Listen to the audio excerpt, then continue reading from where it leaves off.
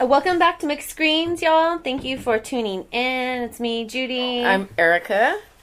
So, coming off of Easter break, I hope everybody had a great holiday, whether you celebrated or not. I don't celebrate Easter. Yeah. I usually get my kids like a basket or something, but this year I didn't even do that much. This is the first year I didn't get my kids a basket. Ooh, okay.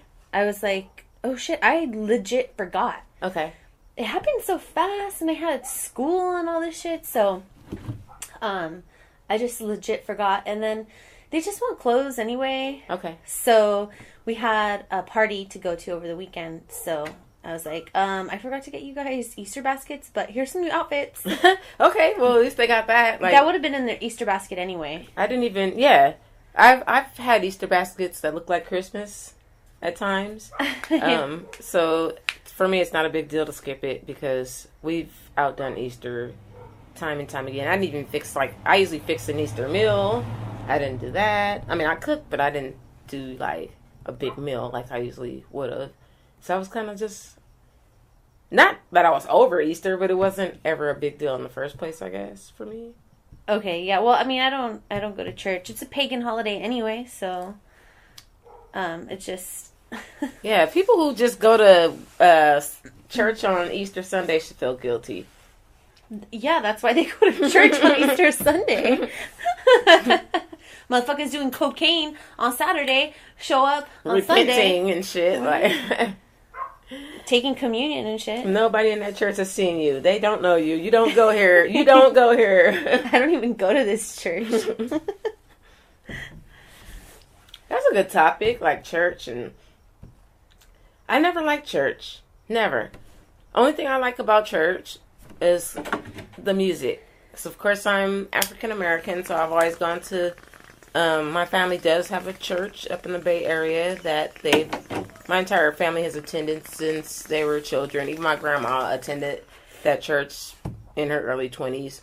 So that was our home church, and the music was banging, the choir was banging, and that would be something that would bring me to almost tears or whatever. It was the choir. Not necessarily the sermon. It was the choir. Because every time like the preacher would be preaching, you know, he'd be talking to me and saying little stuff, but then he would just say something that just didn't sound right that would turn me off completely from the entire sermon. Okay. And then you've got the gossips. And you know they're gossips because like that's our family church. So we know who's talking about who and who's showing up for a fashion show. And you know what I mean? Like, are you really there for church? Or are you really there to just show off your status? Yeah. Are you there for the Lord's word, or are you there for your status? And you can tell, like, I have friends, I find it kind of, not weird, but I find it interesting when I have friends that are my age that are, like, super religious. And I do have a lot of friends that are quite religious. Mm-hmm. I don't know, I just find it interesting. I don't know. So I grew up Catholic. I made my confirmation. I did all that shit. I had, like, a really good experience when I had my confirmation. I feel like not everybody, I can't really speak for everybody, but like my experience when I was making my communion, I like thought I was going to die. Like I could not stop thinking about death and how I'm going to go to hell. It stressed me the fuck out. What, leading up to the communion? Yeah, like all the classes and okay. like everything that you learn about, like Jesus died and you're going to live eternally. Like when you're a kid, like one day is a long time. Like you have your concept of time is not that accurate. Right. So when people are telling you that you're going to be in hell for eternity if you sin. Right. And here I am, like on the verge of sinning. 8 years old, like sinning because I should sit. I said, you know, shit and fuck or something. Mm-hmm. You know. So that was very stressful. That's also why one reason why I was okay with not putting my kids in. Mm-hmm. Like, I want them to learn about God, but I don't want them to learn about Catholic God. Like, okay. I have my own views on that now, especially after, like, having, like I said, my confirmation. So your confirmation is what you make when you're a teenager. So you go through the sacraments. There's baptism, communion, Holy Communion. You make that when you're, like, 9. And then confirmation, you make that when you're like 16. Okay. And then they say, like, after your confirmation, you can decide to stay with the church or you can go. Okay. So the quinceañera has nothing to do with religion? Yes, it does. Like, there's a whole church ceremony. Okay. Yeah. So it's kind of like a bar mitzvah. That's a separate ceremony. I would say the confirmation is more like the bar mitzvah. Oh, okay. And are you for real? Well, I guess... Because I used to go to lots of bar mitzvahs. I used to go to school with Jewish people. So I think... I've never been to a quinceañera, but it seems like it's the same type of thing. I've never been... Yes, it is similar, but boys don't have one. Oh, okay. So that's why I would liken it to... Because girls and boys have bar mitzvahs. So yeah. It's bar mitzvah and bat mitzvahs. Yeah, so. I've never been to either one of those. Okay, so I went to school with rich Jewish kids, like Hollywood executive children.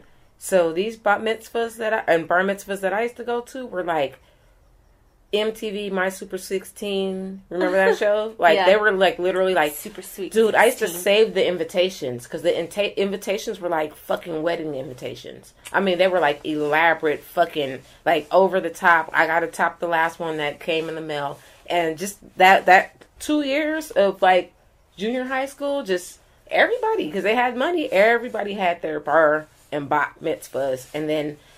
So you would go to what's the church called? The temple. Mm-hmm. You go to the temple and you do this ceremony. And that was kind of interesting for me to be there because, of course, I was likely the only black person in this temple. My mom would usually drop me off. So it wasn't even her. It was just me. And everything was in Hebrew. And these kids would be reciting whatever. And I forgot what it's called, but in Hebrew. Uh-huh. And then we'd leave the temple and go to their house or wherever they were having this huge fucking party. Uh-huh. I mean, like, just a crazy huge party. And it was, on a side note, I used to be able to fucking dance my ass off. I used to be able to break dance back in those days. But they were playing classic rock at these parties. This was before white kids were playing hip hop and shit like that. So they were still playing their little classic rock. Dude, I used to sit up there at these parties dancing like this, Judy. Why was I doing that shit? Like, literally doing the Carlton. Great, pretty much. Like, no, I could backspin right now. I could do a windmill right now, and I'm over here two-stepping it in the white way and shit. But I learned, like, that was before I was comfortable in my blackness, I guess, you know? Well, yeah, because, I mean, look where you're at. You don't know what the fuck to think. And I grew up in the hood, so I came from the hood. But I have to assimilate into this culture, I guess. Yeah. But really, I didn't really have to assimilate. I could have been myself and they would have accepted me. I was myself. But just certain little things you would think. But then it's also like a group thing. Everybody, like, group think. Like, everybody's doing the same thing, so you just kind of, like, go along with that. I could have taught them how to break dance. Or, you know what I mean? I could have had them. Little do you know, they love the music. That sounds like a quinceañera. Mm-hmm. A quince, like, the same thing. Like, I've been to, like, probably as many bat mitzvahs as you've been to. I've been to quinces. So, yes, elaborate invitations, dresses, dance rehearsals, like, all of that shit. And bomb-ass music. And you can drink alcohol. Mm-hmm. Like, that's the best. So, let me see. I have a question about that. So, what do you think, like, the price is on the... did you have a quinceañera? No. Okay. So what do you think the cost is? What are these people paying for these? Because I don't know, these are super elaborate parties usually. And I see them practicing. They're practicing weeks ahead. They have all the boys and all the girls. They're practicing in the yard, doing this dance. What is this dance? I don't know the official name of the dance, but it's like the waltz. Okay. Basically. And all the kids have to learn. I see, like, there's, like, 5 couples or something like that. And Yes. And then the girl has her chambelán, who's the guy, the male escort, the one that dances with her. Mm-hmm. And, yes, there is a church ceremony. So you go to the church, and then you go to the party. So it's like a wedding, too, because you have all the dresses and everything. Mm-hmm. But, like, they have the best music, like... Any brown person, any Latino, Latina, there's specific songs you think of when you think of a quinceañera. Like, there's, like, Tucanazo, Suavemente, like just those bomb-ass songs that like make you love quinces. Like, it's just so much fun. Parties and... I want to talk about mariachi one day, too, because I like that. Oh, well, yes, totally. Totally. I know we did talk about it, because we were saying, like, most mariachi bands belong to, like, a... kind of like a cartel or a gang, and they kind of sing the stories of that cartel, or... Oh, no, that's not mariachi. That's, like, corridos, like, norteños, like... Oh, yes. Yes, mariachi is more, like, more acoustic and like, what do you call it, more classic, like more folk art. Okay. Like, and so what I'm talking about is like underground, like underground hip hop, like, kind of, but no. Yes. Okay. Yes. Well, yes, totally. That's what you're talking about. Okay. Yeah, like, because you're like, yeah, we rode to the north and we took the wife. And we're taking cocaine. Yes, and like the white train. They like, tell the whole story. Or yes, like Jenni Rivera. How? What is it? The White Queen. Jenni Rivera is the shit, dude. Yeah. We talked about this. Yeah, I think this this whole thing we went. Well, this is unpublished. This was like one of our practice episodes. Oh, okay. So yeah, and like local to us, in Long Beach, they have that whole Jenni Rivera mural. Oh, really? Mm-hmm. Where? Right by MLK Park, on Orange and like in retrospect to the college, by Long Beach City College, like in between. Well, it's north of the college. Okay. Like when you go over that little bridge, it's under the bridge. Oh, under. Yes. Oh, who's gonna fucking see that shit? Well, no, it's not quite under the bridge, but it's like under the bridge. They made a walkway. They made a path. Right. Because I knew somebody that lives like where under the bridge down there. Yeah. So they tried to make it pretty. And a lot, like, towards the end. So if you are driving north, like from PCH to Willow, and you look to your right, you will see the mural. Oh, to your right. Okay. Yeah. Okay. But it's like there's a bunch of stuff in the way, so it's kind of hard to.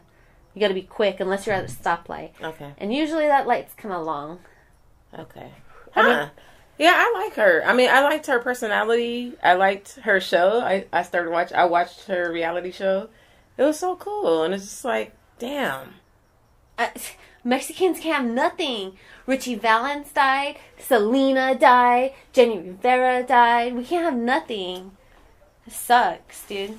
Oh. Nacho Libre. So that brings me to, I was telling you to watch On My Block. Was that what it was? Dude, I binged it. I'm done with it. Yes! Boom! Done with it. Good. And now I can't remember because I watched it like 3 weeks ago, but I feel like I was so happy for Latinos. I was like, you guys got one. You guys got a good ass show. Like, it was, for me, I enjoyed it. And you know what? I love the inclusivity of the neighborhood. Yeah. They had like Olivia. It's like, I'm like, oh my God, I'm Olivia. And then like, wait, which one was Olivia? The very light skinned one. And then like Monse, how she's half black. Right. So. And then the black kid. She might even be like 3/4 black. And I thought she was Latino at first because she was speaking Spanish at first in the beginning, a couple of episodes. Yeah. Well, yeah, she's Afro-Latino. Okay. But so, yeah, On My Block, check it out on Netflix. I feel like it's a very good, I don't want to say representation of Latino community or whatever, but I just felt like they did a good job. They didn't, over exaggerate any of the stereotypes or anything. I mean, like, they had the cholo, they had that in there, but I don't think they over exaggerated the cholo, which they can easily do. I think on TV. Yes, I think that like it really like it totally hit home, like totally like. Oh, and a grandma. Oh shit! Oh, that dress was beautiful. I love that dress, right? And like she was the perfect grandma. Like, oh, you guys are trying to play me. Yeah, like I did it. You don't know I made the dress, but you guys are over here trying to play me. So I'm gonna make you guys sweat, but I'm gonna do it how Granny does it, and yeah, I liked her with her little weed smoking and with and Jamal, shit. oh my gosh, and that big ass fucking car she drives. What is that? Like a station wagon. Oh, like, and she was taking him around, yeah. like, don't give up, like, you can do it, and like him not being able to keep a secret, and just and I even like the fact that what was her name again? Monse smashed Caesar, but that whole little thing. And that's why I was like, I wanted my kids to watch it, but it was a little bit risque. Yes. For kids. Like, I want them to watch it, but and actually I don't mind my kids watching stuff like that, because that gives me the perfect opportunity to have conversations with them. Yeah. So see, I have a 7-year-old, or she's almost 8. So I feel like that's just a little bit too young. She's just a little bit too young. But freaking now that my son, who's 12 years old, asking to have a girl sleepover, what? But is it like that, or is it not like that? Because it's like, is this girl like a skater? Does she do all the shit that he does? Because the thing is, my best friend it's not even like that. Okay, yeah. So it's my best friend that died. He always just spend the night at my house. Okay, yes, I totally get that. That's different, that's why this caught me off guard. Okay, like, because so this girl, he said, hey, can this girl spend the night? And I had just met them because her mom took them to the movies. Okay. So dates. So first during the day, so it's 3 dudes, 2 girls. One of them is one of them is a girl that lives across the street from me. I already know, like, I don't really know her mom, but I'm about to get to know her mom. Okay. So, and she's super cool. But then this other girl, I'm like, like little. I don't know. A little fast. Yes. Okay. Yes. Oh, she already has boobs. She's okay. Yeah. So my which is no, you can't look. Don't even no. Wait. So my son. She might let you touch him. So my son, but he's been telling me that his homie likes this girl. Okay. So I'm like, okay, why is he asking? I was like, wait a minute. So does he like her? What's going on? He's trying to move in. So I call him up. Like, I let some time pass. Mm-hmm. I gotta, like, smoke this bowl. Right. Think about this. Like, what? So, I'm like, no names, because I had to edit out a gang of names last time. Yeah. So, this girl, is it okay with her parents if she sleeps over? Mm-hmm. And I knew right away that they were all huddled up around the phone because, like I said, there was a group of them together. Who, the kids or the parents? Okay. The kids. Okay. So. And do they want to have a group sleepover, or is it just? Well, this is what this is what I'm thinking is that he's gonna see if she can sleep over, then. They're gonna try to fuck in your house. No, I'm just playing.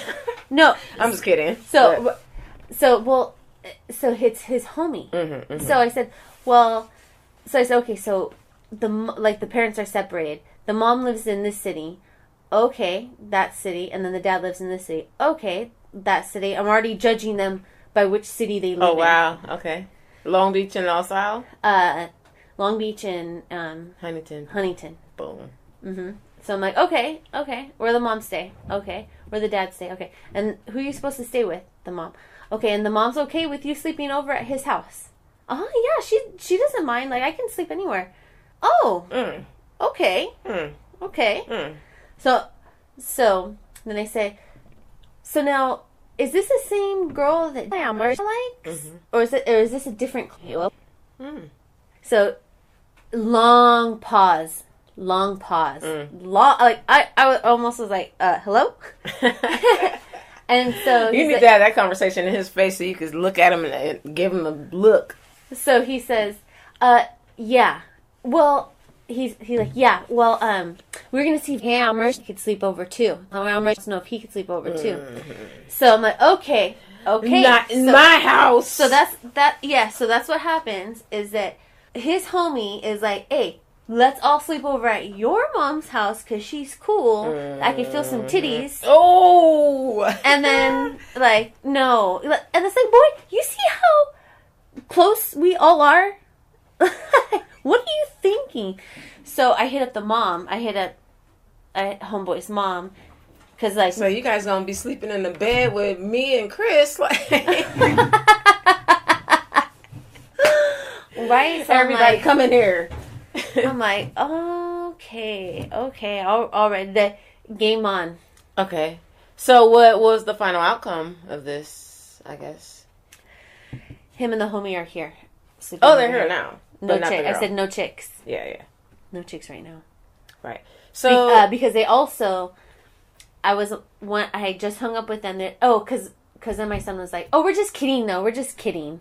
Like, oh, like liking. Yeah, like, okay. We're just kidding. And I was like, "Oh, okay." So then I called up the mom, and I said, so I told her everything that happened. I said, and then he said, "Oh, I'm just kidding." She was like, "That's my son, right there. He says that." Mm-hmm. So what's going on? She goes, "Your son is covering for my son." Oh, boom. That's why, hey, you guys, it's very important for you to communicate with your children's parent, your children's friends' parents. I cannot understand anybody who doesn't, like, meet the parents or communicate or even try to build a friendship, even exchange phone numbers, all that kind of stuff with these parents, because you have to communicate. And also, even like, I've had situations where it didn't have anything to do with this kid, but I still was able to pick up the phone and call the parents that I know to try to figure some shit out. You know, that it's parenting. Some people don't want to be parents. Like, if you don't know to do that, then you're an idiot. Why did you have kids? And then second of all, it's like, some people they know and they just don't want to. They just don't care. Like, homegirl saying like, "Oh, my mom doesn't care. Like, it's cool." The bitch probably doesn't care. And she's a girl. And that's a girl. Yeah, she probably doesn't care. Mm-hmm. Why is your daughter with you when you live in one city and she's in another city? I don't get that. Oh, you're saying like the daughter lives with the dad? There's a divorce. Mm-hmm. So it's the mom's time. So your daughter is on your time, and you don't care what she's doing? Oh, okay. I see what you're saying. Like, and there was always that one kid. Growing up. Like, I had a friend. I know for a fact his mom was on crack, and his stepdad was on crack. So they didn't give a fuck what he did. Yeah. And it was like, this was about the 8th grade. So my mom was kind of like letting me be free, but still, had the reins on me. So I still had to come home, maybe not when the street lights came on, but I had to still be home by 8 or so, And then, like, okay, I could still kick it in the front, and whichever one of my friends could come down there, they could come down there, and we could kick it out and downstairs in the front all night long. She didn't give a fuck until we start getting too loud at midnight or something. Then, okay, bye. But I had that one friend, and he was like 2 years younger than me. So if I'm like 14 and he's like 12, but you can stay out till midnight. You don't got to worry about, you don't even got to go home. You don't got to call your mom. If you don't come home tonight, you don't even got to call. That is some crazy shit. Yes. And what do parents expect their kids to get into at that age, especially growing up in the hood? They don't really care. Yeah, that's because they're on drugs. Like, basically, that's what's going on. It's, yeah, it's nuts. But like I said, and over here, it's the same thing. It's like we don't live in the hood. No. But you have parents on pills. Right. We have fancier drugs. Mm-hmm. So, absolutely. In the hood, it's crack. Over here, it's Oxycontin and all those other things. And you know what? And heroin, because when they can't get their prescriptions anymore, they go to heroin. Yes, and it's worse than it was in the 80s, the heroin epidemic. Mm-hmm. And you know what's funny is, okay, so Ladera Ranch is a prominent neighborhood in Southern California. It's a new neighborhood, up and coming, new families. Okay, it is so bad, and after they kicked all the homeless out of the Santa Ana riverbed, the thing is, they're cleaning up the cities because the cities are getting gentrified everywhere. Santa Ana, Long Beach, the cities are all getting gentrified. So where are these homeless people going to go? They have to go into suburbia. So you're just moving them from downtown there's nowhere else for them to go because you're not creating facilities. You're not solving the problem. That's why we start seeing them here. I'm like, why are you hanging out at the 7-Eleven? Who are you? Where'd you come from? So check it out. There's a house in Ladera Ranch that has a huge drug problem. The deal is the dad owns the house, lets the daughter live there, bunch of drug addicts. Okay?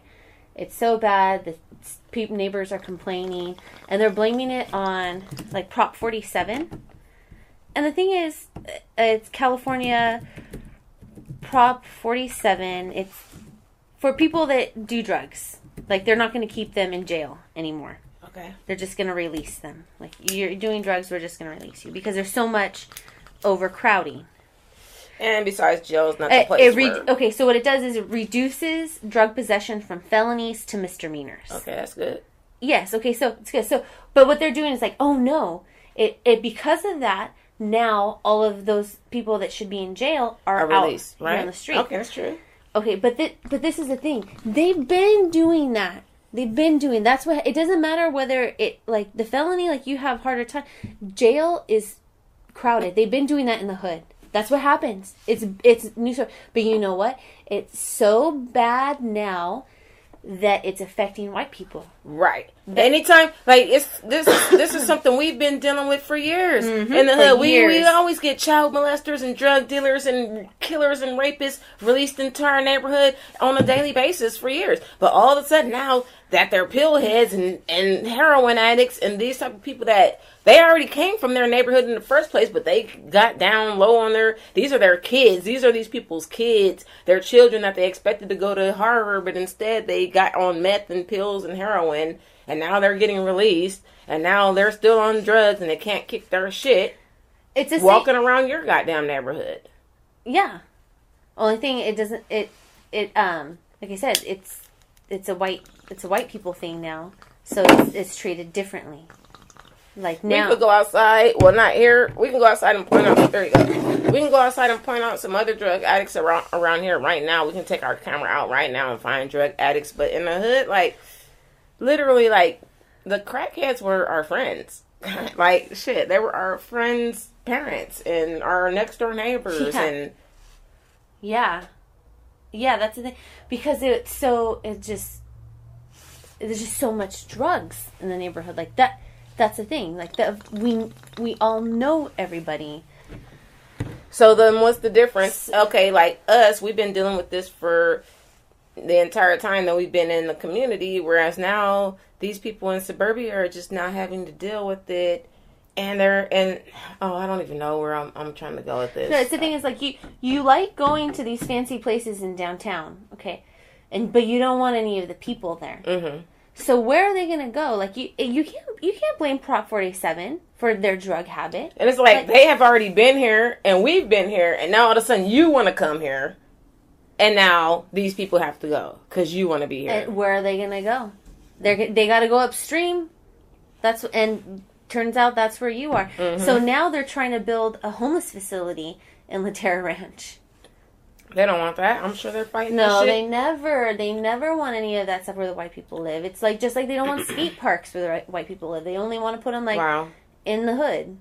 And we'll take it. And yes, and guess what? We'll take it. Yes. Because I got some friends that yes. their kids skate and your kids skates, and we pretty much live. I mean, we don't live in the hood, but we still from the goddamn hood, and we want a fucking skate park, and we enjoy that. So if you don't want to put a skate park where you live, we will take it because we would, first of all, people of color slay in sports. So give us a skate park so we can learn how to skate better than y'all. And we'll be on ESPN in 5 years. It's already happened. No, you know what I'm saying? Like, it's already on ESPN. Right. Yeah. So we'll just dominate your sport. Yeah. And it's happening. And, there's so many, like, shout out to all the females out there. Like, oh my gosh, there's, like, I can't even...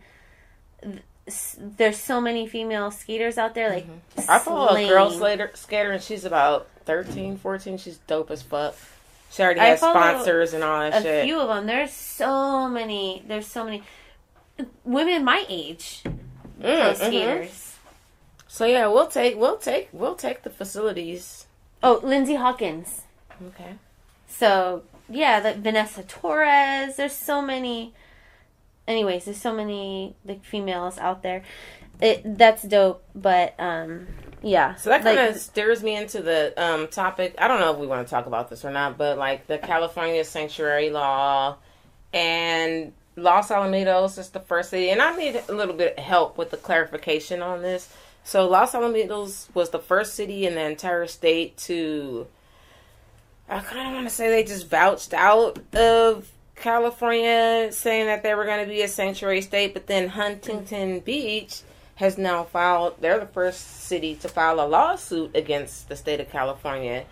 I guess they're trying to say, like, the state of California is overstepping their boundaries. And this is some racist ass shit. It's so pissing me off. It's like, this is just straight up racist. You're going to actually sue the state of California because you're saying they're overstepping their boundaries, forcing the entire state to be a sanctuary state. So you're saying that we're not going to be a sanctuary state. But, okay, so think about who this is. Orange County is a racist, most racist part of California. It's like, it's a fact. Look it up. There's the largest, gathering, like, there's the largest... Skinheads. White supremacists. Yes. There's a very large population of white supremacists that live in Orange County. You know, yes. It's apparent. You see them every day. They got their tattoos straight up. They don't give a fuck either. So, also just... They'll speak to you, too. That's an interesting thing. They have some fucking anarchy. They have some fucked up tattoos. They be like, hey, how you doing? Hold the door for you. Everything else. Well... I'm sorry. That was kind of a derail. Yeah, I don't know about that. Like, I have met some white supremacists who don't talk to you if you're not white. Like, there's a lot. And because they live in Orange County, it's very easy for them to be able to go anywhere and talk to a white person. It's not... This is a very white county. In fact, Zach De La Rocha went to high school in Irvine in the 80s. And his high school experience is what drove him to activism and it inspired most of his... Now, who is Zach De La Rocha? Rage Against the Machine, lead singer. Right, okay. So, anyways, yes, he went to high school in Irvine, and like I said, this was like the late 80s, and his teacher used the word wetback, and the whole class started laughing. He was the only Mexican. There might have been one more, I don't recall, but everybody laughed, and he just like sat there silently. And he said from that day forward, he said he would never be silent again. Okay. And I feel like that's, like, he's very inspirational. Like, I feel like a little bit of that angst. And I feel like any person of color, like, really, like, feels like that angst. Yeah. I mean, they've all had their experiences at some point in their life, and that's the weird thing. Like, when I was going to the school there, I'm going to keep bringing it up always because that's a very pivotal point in my life. I mean, like, that is a very large point in my life. But when I went to that school, I did not feel any racism at all. And I was literally the only black kid in my class, all from 2nd to 8th grade. But you went to school with a lot of Jews, though, right? Yes. So they have the same discrimination and experience. Yeah, I don't know, though. It's still, these are rich white kids. They're rich. I was poor. They're just a little bit different. I didn't experience race. They're like classy white people. Not white trash. Like Orange County is like white trash. Yeah. Hickville. And I don't even know I don't think they even consider themselves white, really. And you know what? This is another thing about Huntington Beach. There's a lot of old money there because when California was first established, a lot of rich people from the rest of the country came over here and staked their own land all along the coast. Because this is where they needed to come get free land and relaxation. Like, get away from the congested city, come over here. So that's why they built these huge mansions and everything. And so there's old money. A lot of these people who, older than us, like in their 50s, they, probably 60s, they have trust funds. Right. Okay. So think about a person in their 60s with all of that privilege their whole life. Privilege. Okay, so they're in the 60s. That means by now, their children are probably about your age, grandchildren maybe a little bit younger than me. Or whatever. Yeah, probably, yes. Mm-hmm. Yeah. Not my kid's age. Like, but anyways, in between my kids and me. They have, like, it's just this whole Even cycle. the kids don't have to worry about shit. They're privileged. Yes, this whole cycle. And not only are they privileged, inside of their privilege lies connection. Mm-hmm. Like, power. Yes. Power. Yes, These motherfuckers are like the fucking police chief's grandkids. It's like all this, the mayor and the city council, and these are people related to, like, people in the establishment. Yes, and people in power. So that's what you have, is you have this tight hold on things. But I don't know, I really feel like change is coming, like their way out, because all of their kids are tired of this shit. They have even less, like the ones, like, money's running out. And you guys fucked around and mixed with so you guys mixed races. Oh yeah, yep. Damn kids, them mixed races. So now they can't even be all that racist. All of your grandkids married somebody Asian, somebody Mexican, somebody black, somebody Indian. Yes, you got all of that, all of it. So that's what you get. The change is coming.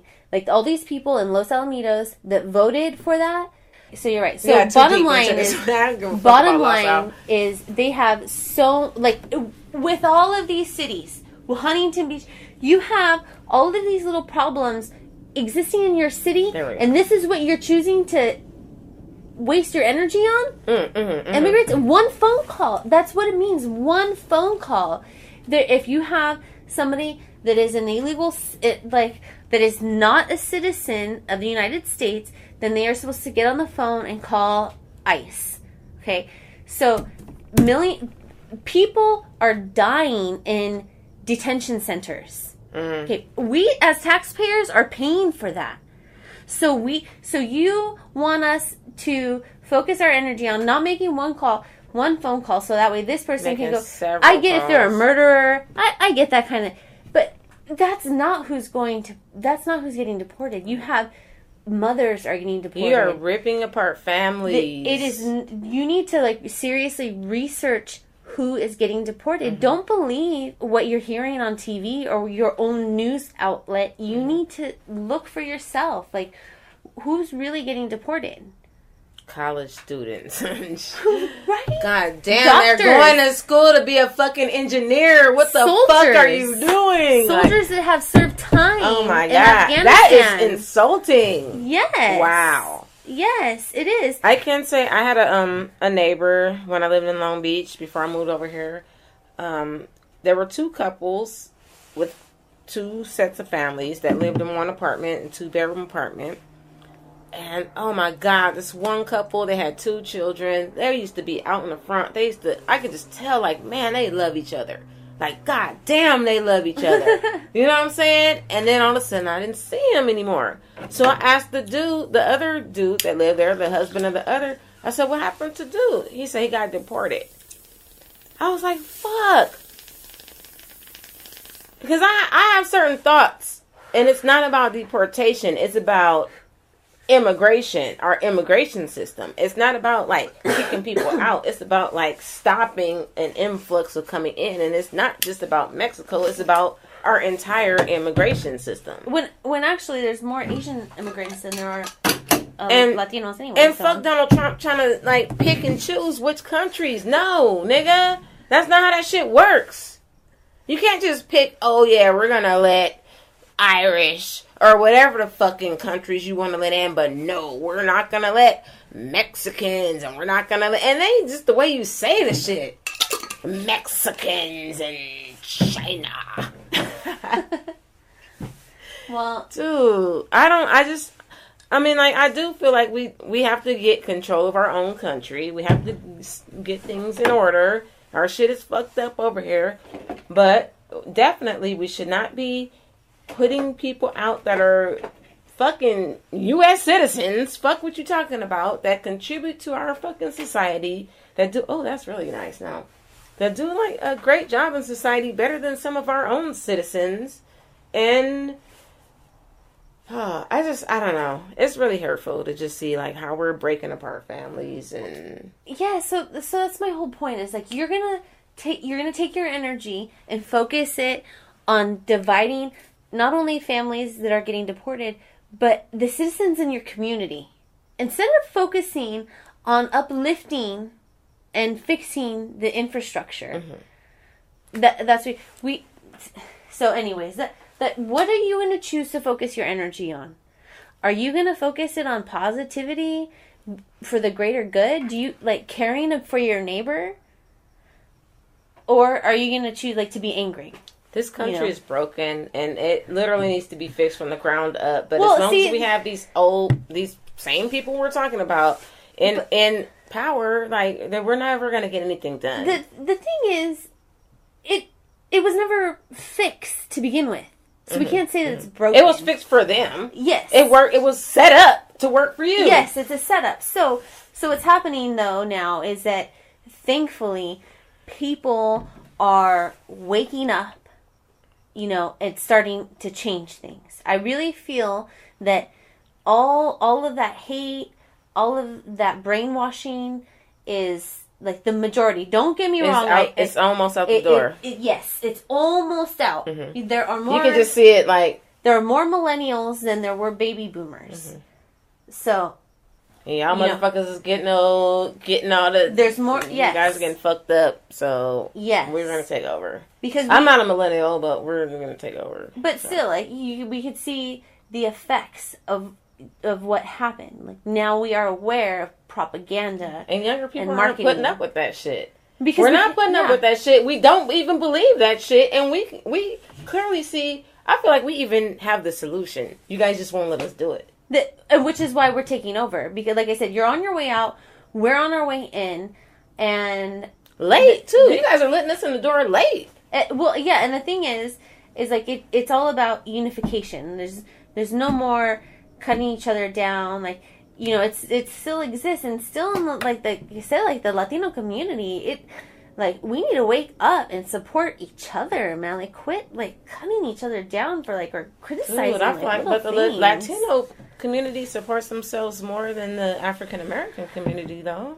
Well, we don't support each other at all, and we think the same thing. Bottom line is we need to support each other. It doesn't matter. Who cares? And then let's not even talk about how the black and the brown community, there were so many years. I mean, I think it's gotten better over the years, but there were so many years where it was in California, at least, it was motherfucking Mexicans hated black people. Mm-hmm. It was some crazy shit. And I never understood, because I always grew up in Latino community, so I always loved Latino people. So I never understood, oh my God, the motherfuckers hate us now. I never understood that. Well, I feel like I said before, that it goes back to the stigma of having dark skin. Against each other. Yes, the stigma of having dark skin to separate us. Mm-hmm. And then as long as we're fighting each other, but like I said, is that us, now there's such a spread of information that we know what really happened. We know all, like I said, how you have advertised to us, just like how you call black people thugs and white people innocent. I never. When they commit terrorist attacks, look at how they describe. Yeah, look at it. There's studies. There's published studies on this stuff. Not just some guy that has a doctor in front of his actor name. No. There's published studies regarding this information. So that's what I'm saying is now that we know, it's so easy to look this information up, that more people are awake now. Yeah, I always felt like African Americans and Latinos. I always felt like we were in the same boat, and I never understood why we were fighting. And I was like, "What the fuck? They hate us both the same. They're gonna do the same shit to both of us, and we're the same. They treat us the same." And we live in the same community together. We live in the same community. So it's like, I never understood that. For me personally, I love the Latino community. I've always enjoyed living in, living in the community and also mixing cultures. My uncles, my father, they all had black friends. Mm-hmm.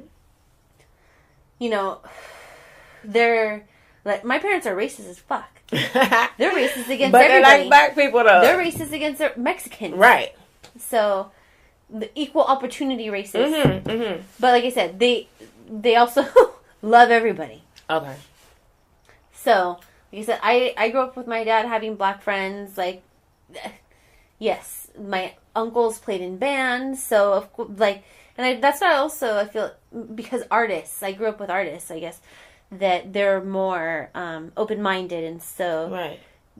Thankfully, I got to, but also... Yeah, creative people, I feel like creative people are not racist.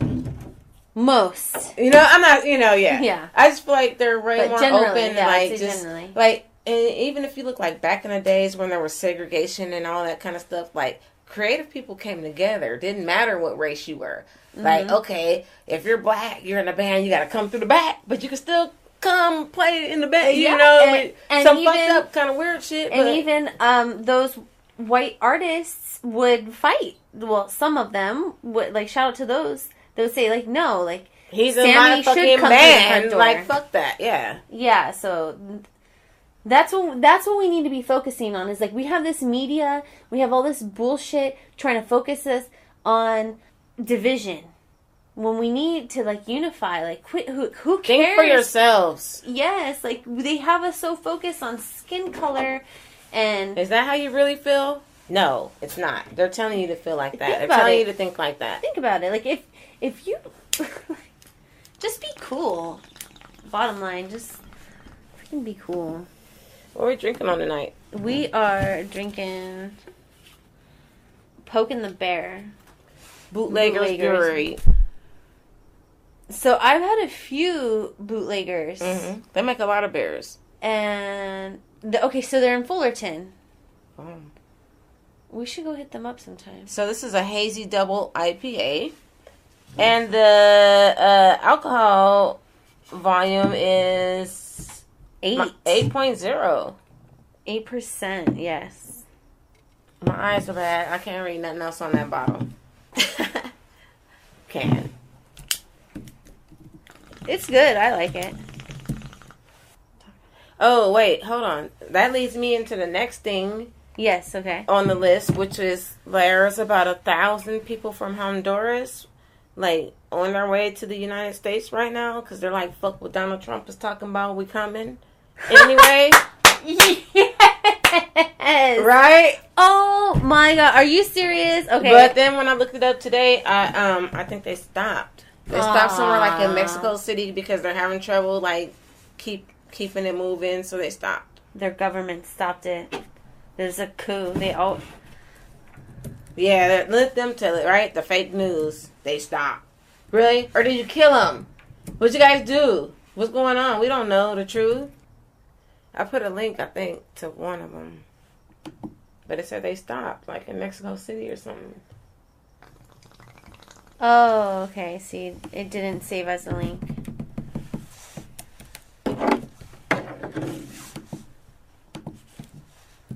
See, but that's the thing. I was also yelling at them. I'm like, you can't do that, though. I know you like, fuck what he talking about and everything, but you not over here already. You can't just march over here. I understand what you're saying. Like, they were saying, I watched the video on it, too. They were saying, like, they're hard working and all they want to do is, work and everything. And I understand that, but there's a proper way to do the shit, too. You can't just march over here. You know what? I really don't care, honestly.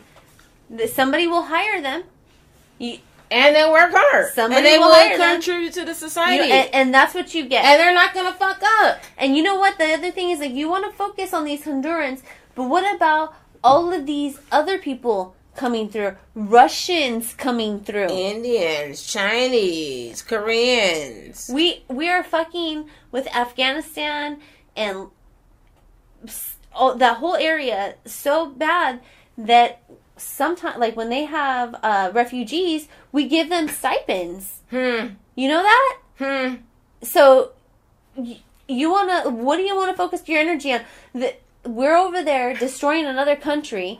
Allowing the refugee to come over here and then giving them stipends and setting them up. How much is the stipend? Because I'm wondering, because that's why, if you know, it's like foreigners, I mean, immigrants, I should say, who come over here, they just, it's kind of like they just get up and running right away. They just can hit the floor running. And they're doing just great. Meanwhile, actual U.S. citizens are struggling and fucking hanging by the fucking teeth. How do you say? Hanging by the teeth. They get citizenship. They get citizenship right away. That's what I'm saying. But you're also saying a stipend, so they're also like getting set up. Like, oh, we're straight for the get go. Meanwhile, all of us are in debt. We got the IRS on our fucking ass and everything else. Yes, so can't get a fucking loan. So they get a pathway to citizenship, and they get set up. Meanwhile, we're focused on this Honduran that's just going to come over here and pick your strawberries that you're complaining because they're $4 a crate. Meanwhile, he's paying taxes on this shit wage he's getting. But you have somebody else that comes over here and has a pathway to citizenship. Like, there's some, like, I've met, like, Cambodian and Vietnamese people who don't like Mexicans or brown people because they say, like, oh, they need to come here the right way. It's like, you know what? America went over there. We started Vietnam, okay? We sent you to camps, and then we let you come over here, like, because that was recent. We felt guilty or some shit. That was the white people. They did that. They had been fucking Latinos for centuries, okay? You knew. You the new kid on the block, okay? I saw a post today so that that's said why the Latinos fucking built America. Yes. There was some post today. Black and brown Latinos were slaves. Latinos got lynched. The same thing. Like, there's horrifying photos. Like, you know, so, and that's also like, why do we argue with each other? That's what I love. That's also what I love so much about us in this show. Because, man, fuck all of that manipulation, all that propaganda. I know, like, we know what happened. Like, it's all a distraction. So we understand that, like, you're not going to help us. Like, just like how our kids' school, they organize this whole side nonprofit organization that asks people for money, because the schools can't ask you for money, but they can ask you for money, and they give it to the schools. So that's how you got to do it now. You have to organize for yourself. The white people have been doing that, but now... And it's smart, because our school's great. And then also because now we know that we started that. Like, black people started that with the Black Panther Party. So we had that. Black people had that. Still had that shit. But drugs fucked it up. Drugs and the government. The government shut the Black Panther Party down. Yes, they murdered and arrested. They murdered, assassinated prominent members of the Black Panther Party. Incarcerated. Yes, and also that's another thing. So with this whole gun control issue, you realize that the whole country is fighting for the law that California has. California has a law that you cannot walk around with an armed with a fully loaded automatic weapon. California has that law because the Black Panther Party started carrying fully loaded weapons. I remember that. Because there was a loophole in the law, and they figured it out, and they were like, fuck it, the law says we can carry our guns, so they started carrying their guns. No, it's not the loophole. It's called the fucking Second Amendment, the right well, to... right, but black people never thought that they could walk around carrying guns, but once the Black Panthers, like, actually read the law and understood the law, they started carrying the guns, because the law said that they could.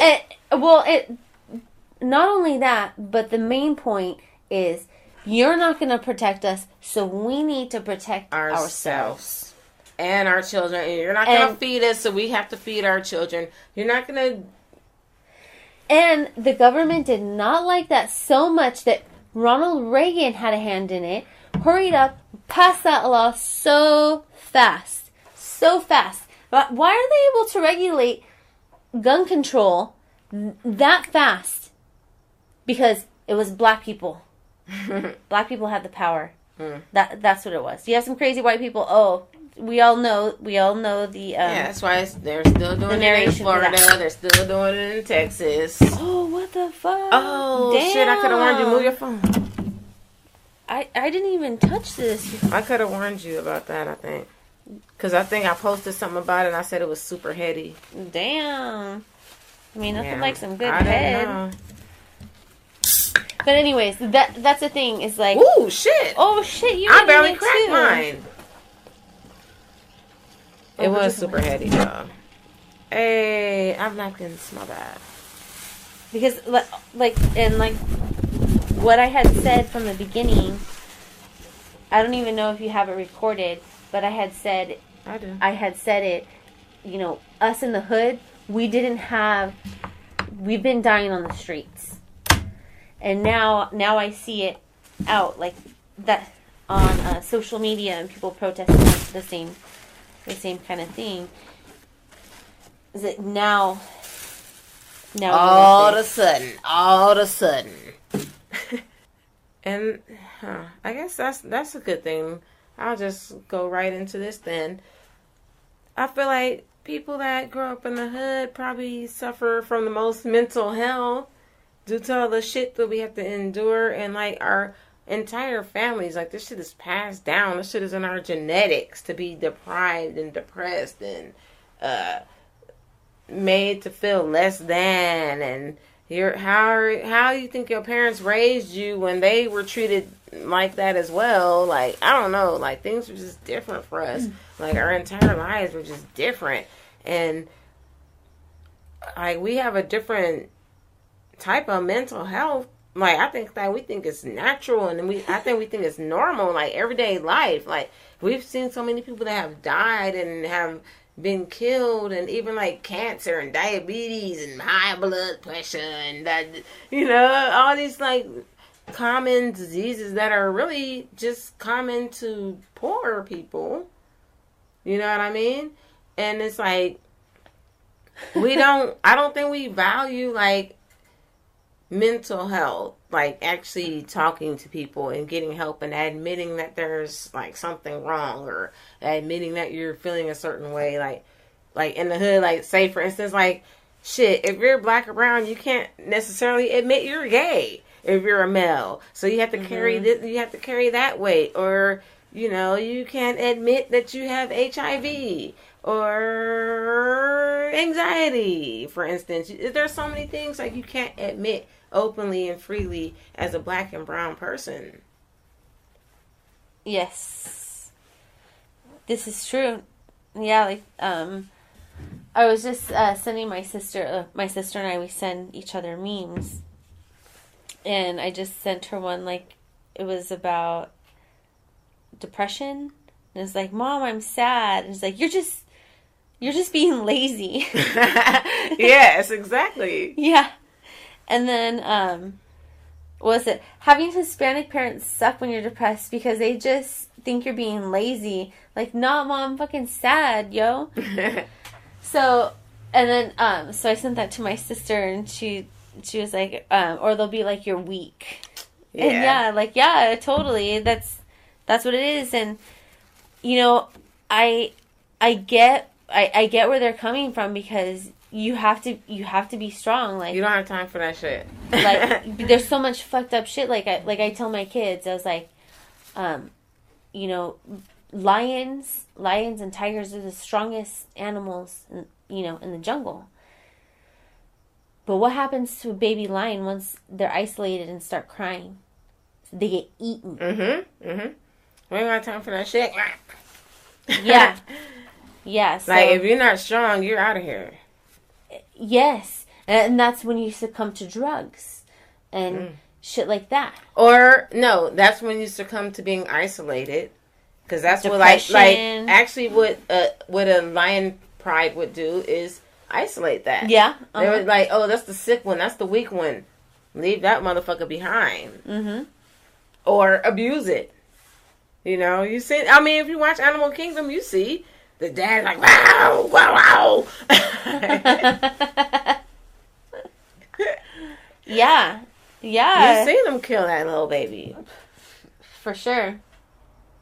So like, it's like, we've been taught to, like, to hold in our emotions and, like, be strong for so long that's, like, no wonder now at this state of our lives, like, we have so much depression, you know? I also, like, I'm always going to say this, like I said, going to tie it to how we eat, too. How we farm our animals and all that shit. So when you combine that with, like, years and the centuries of oppression, like I've said before, like that study that they did with the mice, they got electrocuted every time they smelled a cherry blossom. So every time they smelled, one generation of mice smelled the cherry blossom, might have been an apple blossom, I don't know. So every time they smelled this cherry blossom, they would get electrocuted. Wow. So and I bet it smelled really good, which is fucked up. So then they had babies, okay? They had the babies somewhere else. The babies never saw these cherry blossoms in their life. Babies grow up. They introduce them to cherry blossoms. None of them go to that tree at all.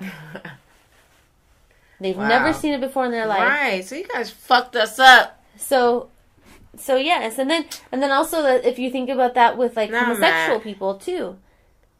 Like, if you have that in your DNA. Well, what? Sexual? Homosexual people, like gay people, transgender, like, and any, like, if you think about, like, having that in your DNA, like, people that are, like, transgender or, like, even people that like to cross-dress, you know, it could be, like, you know, be you, do you, but that's what I'm just saying is, like, we've let it out because you oppress it even further, and you're just gonna continue it in your lineage, I guess.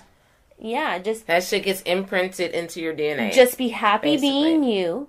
Just be happy being you. Love yourself. That's just, like, we have all this marketing, like I was saying, like, we have this propaganda and all this marketing, and we know that we have all this advertising to tell us that we're bad people, that we're less than, like, we're not pretty. We're not pretty enough. We're not thin enough. We're not this enough. We're not that enough. So, and this is all a way for us to continue to buy their products. Ourselves. So when we keep thinking like this, like, that's why they say, like, the most revolutionary thing you can do is love yourself. Like, two of the most revolutionary things you can do is, 1, love yourself, and 2, cook your own food. I've always loved myself, for sure. Yes, and you know, you can actually tell that when you meet, when someone meets you, like, you're totally comfortable in your own skin, and that's dope. No, I mean, I have a lot of insecurities too, though.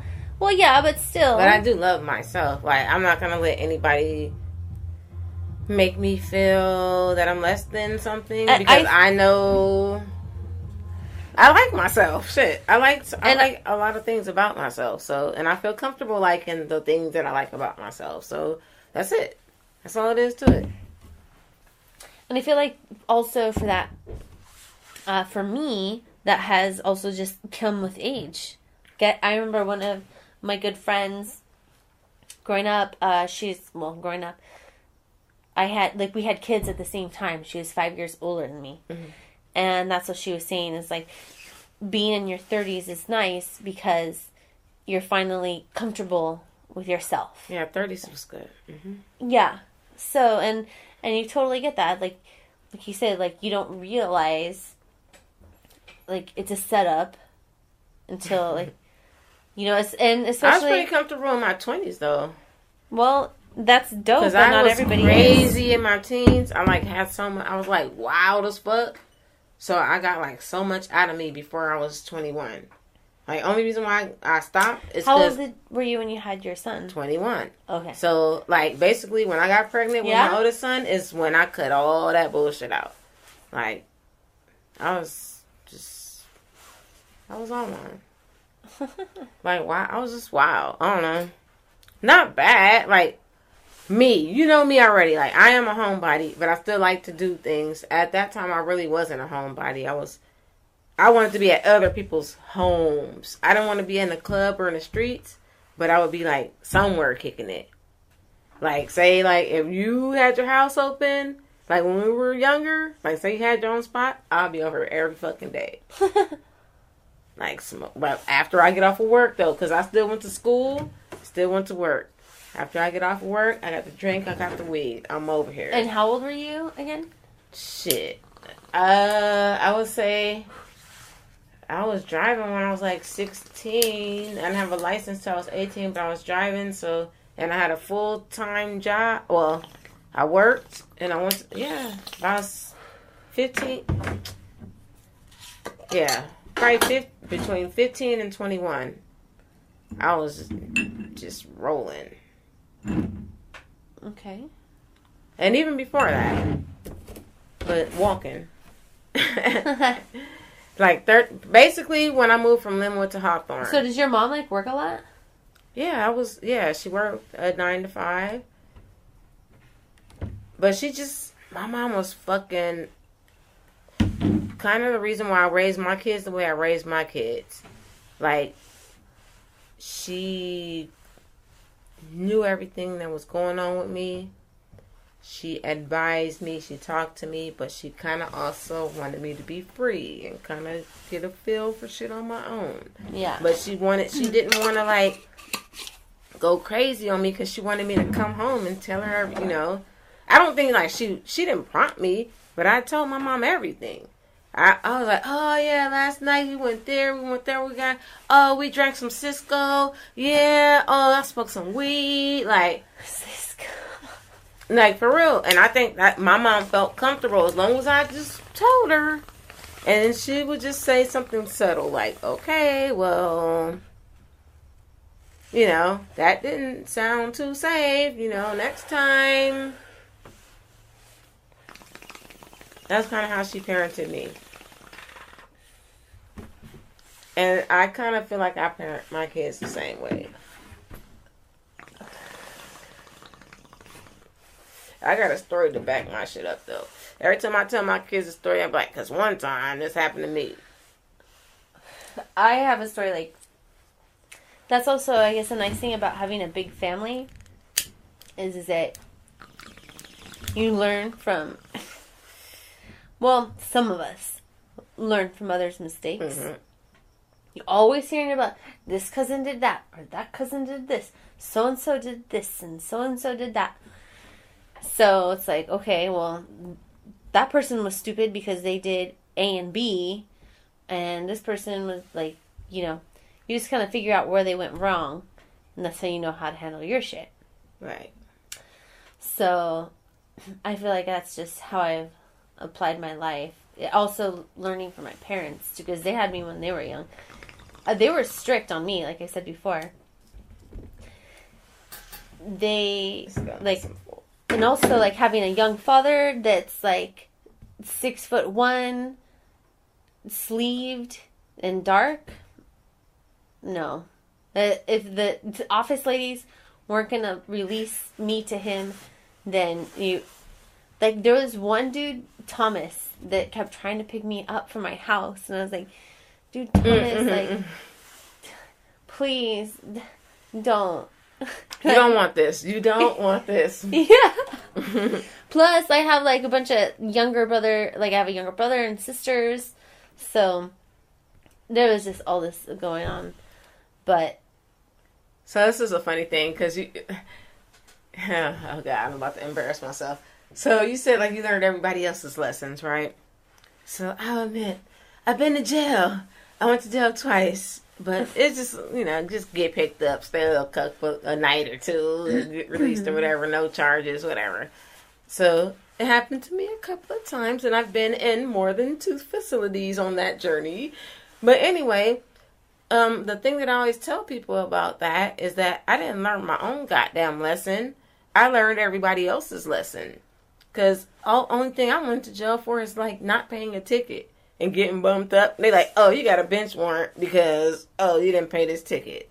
Like, literally, like, a $10 fix-it ticket. I don't went to jail for it. Like, I literally had weed. The police pulled out, just poured out, and took me to jail for, like, the bench warrant. Like, they didn't give a fuck about it. And this was back. So, like, I could have got a little misdemeanor for the weed.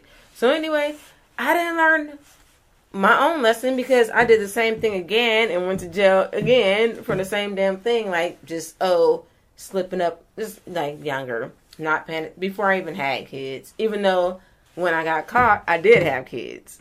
Like, this was some shit before I was 18 that caught up with me when I was, like, 21 and 23 or whatever. Like, you think you're just gonna get away with not paying this fucking ticket? Mm-hmm. You think you're just gonna... I was like, they spelled my name wrong. I guess I'm gonna just keep it moving then. Some bullshit like that, and I fix it. Well, whatever. I'm gonna skip over all that, but I learned not to smoke crack. I learned, like, a lot of lessons in jail. Like, I learned, like, not my own, though, Like, fuck it. Like, not if I fuck the ticket or whatever. I'll pay my tickets now, of course, but I'm grown. But I learned not to be a prostitute. I met a lot of prostitutes. I learned don't do drugs. I met this one girl, she got hit, she told me she got hit by a car like 5 separate times. Like, she had me rolling. I had fun in jail. I had fun in jail. Hearing all these stories from all these different fucking people that there would not have been my friend. I mean, like, I do have friends that have gone through things of that nature, but, isolated incidents, but this is just like all in one. You just meeting these people like, I met this Asian girl, this Chinese girl. She looked like she had everything together. I know she drive a Mercedes. She was like, I got caught with crack. I was like, what? I couldn't believe it. I was like, what? She did not look like she smoked crack. Like, she looked like she had money and everything. I was like, whoa, okay. She probably had a trust fund. She did one acting show.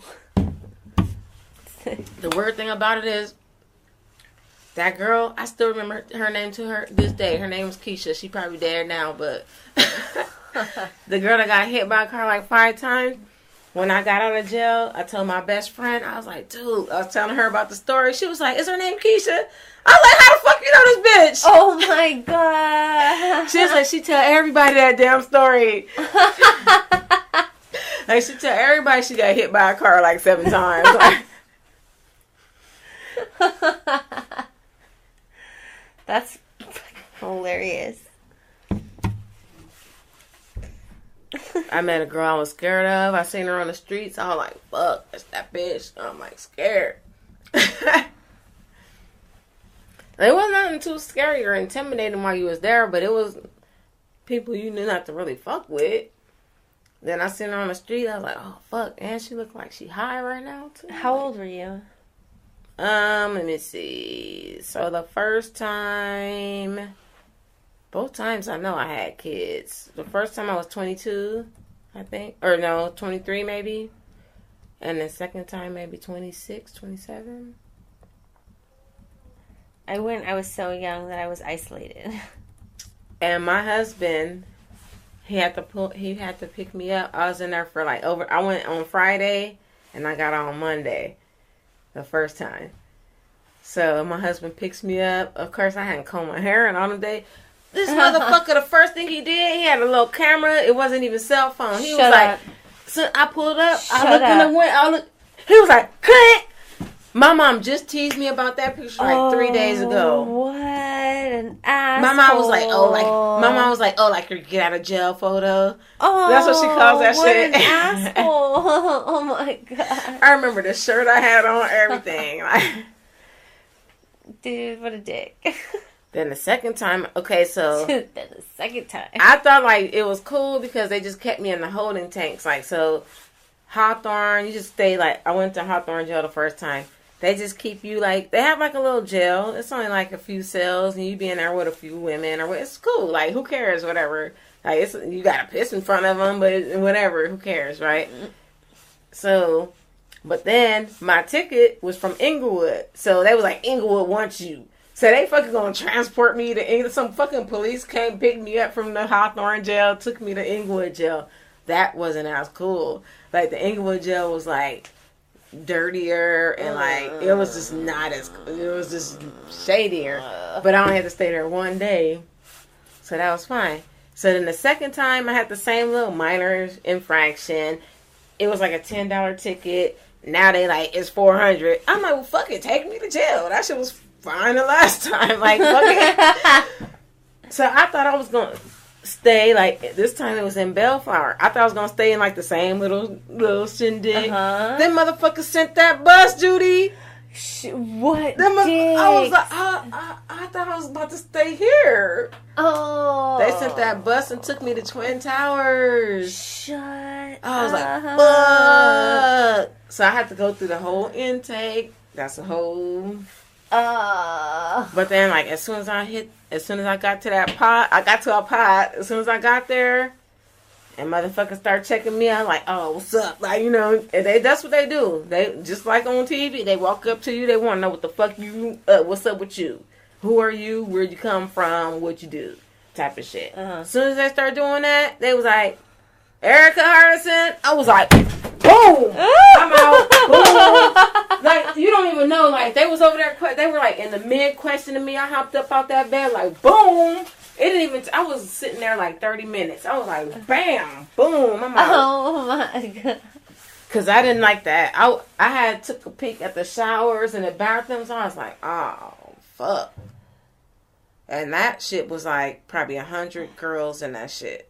In like one pod, like all the bed. I don't know. I was like, oh, this ain't what I thought of. Damn. Oh, that's so frustrating, man. It's so, it just pisses me off so much. It's like you're set up from the get-go, and then you have these living conditions, like, and then you wonder why, like, we have like so much angst in us. Because look how minor, I'm telling you, my infraction was. And I still have to go through that. So look at somebody who actually may have committed a minor infraction and what they have to deal with. Think about Rikers Island. Look at that. Like, what people have to deal with at Rikers Island. Like, they're not even guilty and they still have to spend 3 years. And, homeboy that came out and committed suicide and shit because he wasn't even guilty. But he still had to go through that and face abuse from prisoners and the fucking guards and shit.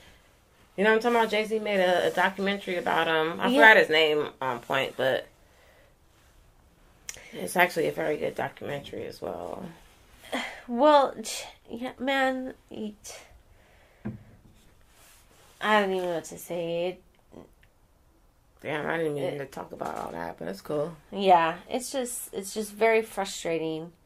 And to know, like, in my lifetime, since I was a kid, like, I grew up with, thank God, my parents weren't in and out of jail, but every friend I had, their parent was in and out of jail. Or their uncle, or their brother. Yeah, now I had uncles, like, my uncles would come to my house and get clean and all that kind of shit. Like, I remember hearing their stories.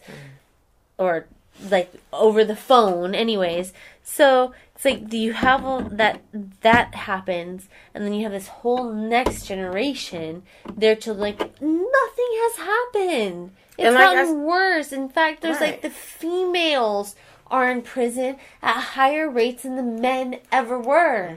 And it's so like, that's how bad it is. Like, that's how and just imagine being a child and having to deal with that and having a parent absent. Like, a parent that actually wanted to be there. That had every intention on being there for you. They're gone. A parent who was set up from the beginning themselves.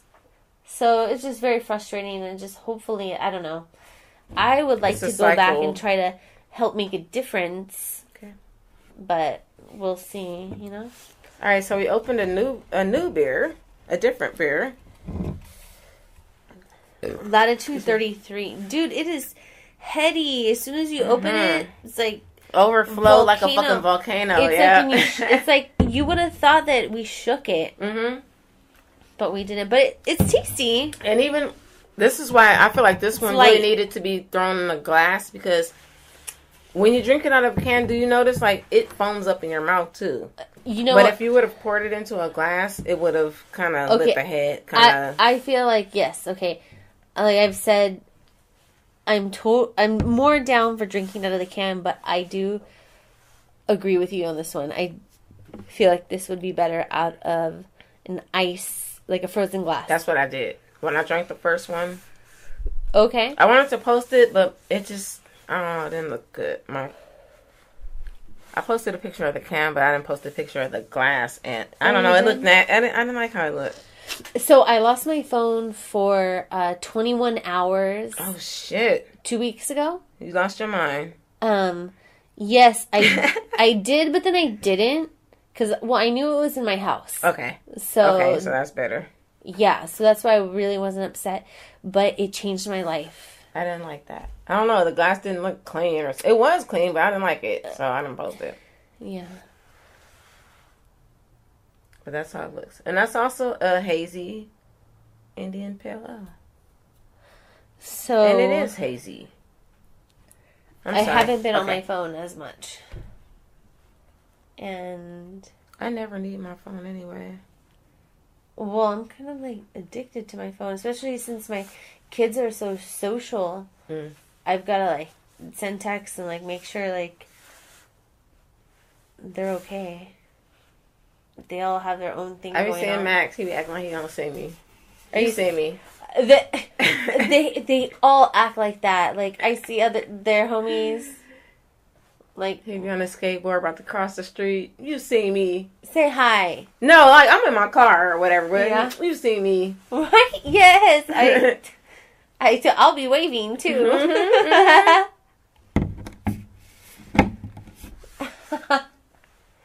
Little shits. Man, it's weird having kids now. Kids with their own feelings and shit. I don't know. So what else? We'll wrap it up, or? Yeah, wait a minute. Hold up. We ain't wrapping up shit. Dreams.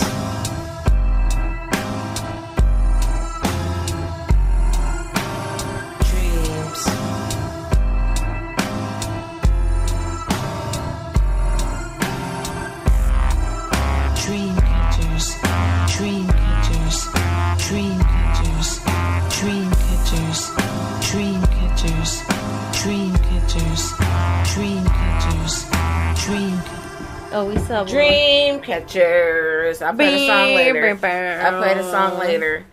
What's this dream you keep talking about? I don't know. I just have this dream like where we're both on an airplane sitting next to each other. Where are we going? You don't know. I don't know. Huh. My mom invited us like going up, like shh, okay, and we're like looking at each other. But could it just be? We're like this. We're like. Could it just be us going all the way up? I mean, could it be like a metaphor or something? Like both, or are we just fucking high? It's just us, a metaphor for us always being high. No, I don't know. My dreams come true. So right. Okay, so we're on a plane. Or is it a metaphor though? That's what I'm saying. Like, well, you elevating, I going would associate up. Like both. It's like a deja vu and a metaphor in the same instance. Dang, I feel like I shouldn't have opened this. So, anyways, baseball season is here. Go Dodgers. So, for me, I don't really care about. I would prefer the Dodgers over everybody, but I'm representing the whole California, so I'm gonna say go Dodgers, go Giants, go Padres, go Angels, go all California baseball. Go all California. I might have left out something, I don't know. But I at least got 4 of you guys. That's good enough. Yeah. But Dodgers number 1, for sure. Yeah, for me too.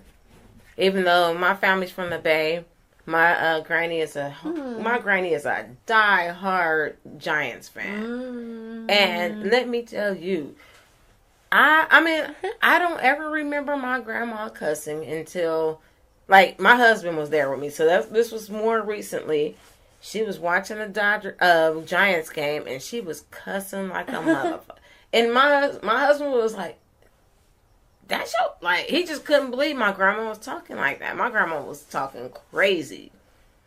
Like, you motherfuckers. Like, at a baseball game, I'm like, goddamn, granny, shit. Okay. That's where I get it from, because that's how I talk when I watch sports. I cuss. Yeah. Oh, okay. One last thing before we wrap up I want to talk about is people taking their kids to breweries. White people, stop fucking doing it. I'm pissed. I saw a Mexican for the first time take their baby to a brewery. Fuck you. Don't do it. You know what a brewery is? Yeah, so there's nothing else for them but it's a bar. Right. A brewery is a bar. Do they have food or no? Yeah, they do. It doesn't matter if they have food. Okay. A brewery is a bar. So they serve popcorn at bars sometimes. Don't take your fucking toddler. You can take your kid if they're old enough to be able to shut the fuck up without a computer device. Sit there and eat their goddamn nachos and shut the fuck up. Yes.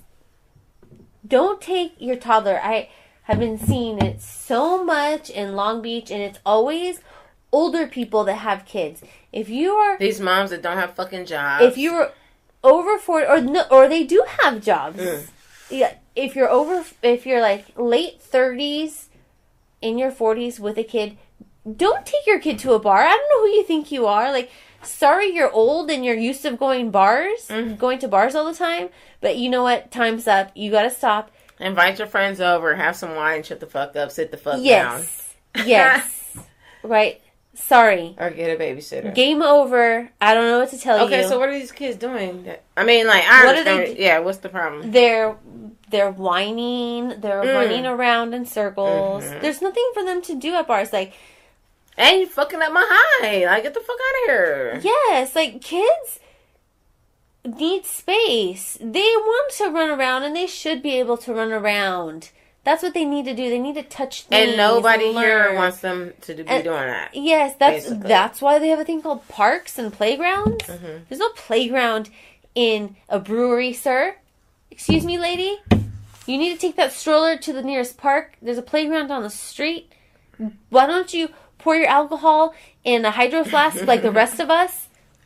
Yeah, how about you get that growler to go, put it in... The growler. Yeah, put it in the diaper bag, fill your Starbucks, quote-unquote, Starbucks cup up with the booze. Mix a little bit of your Percocet in the shit. Tell Jackson and Madeline and fucking... whoever else, Lily, Denver. I made that one up, but that's a good one. Like, tell them to go play. I bet you, like, they won't even bother them. Or something happened to them. Tell them the swings are out of order. Go play on everything else. Drink your craft beer at a park bench like we all did. Pay your dues, okay? Sorry. Get through these years, and then you can take your ass to the brewery and day drink like the rest of us when your children are at school. Or get your fucking husband and watch your goddamn kids. Yes, you gotta split up. Sorry. Sorry, not sorry. Sorry he went out with his... What do you call it? When they cheat? His mistress. Sancha? Sorry he went out with his mistress. Oh, Sancha. Hey. Sorry he went out with his Sancha.